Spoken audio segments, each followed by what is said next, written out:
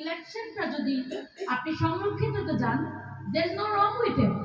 but সংরক্ষিততে গেলে যেটা একটা প্রবলেম হয়, আপনার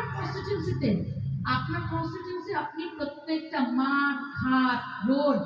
যতক্ষণ না হাঁটবেন ততক্ষণ আপনি তাদের প্রত্যেকটা কনস্টিটিউন্সির আলাদা আলাদা সমস্যা থাকে, আলাদা আলাদা প্রাণ থাকে এবং আলাদা আলাদা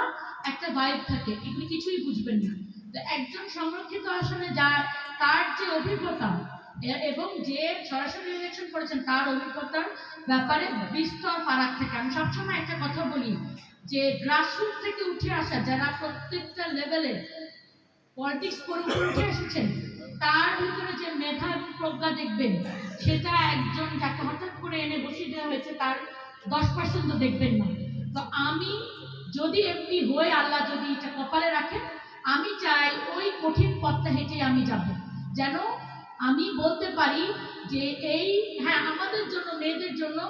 যেটা আপনার জন্য যতটুকু কঠিন তার থেকে অনেক বেশি কঠিন, এবং আমি যে আসনটা বেছে নিয়েছি এটা খুবই কঠিন একটি আসন, কারণ এখানে বিএনপি শুধু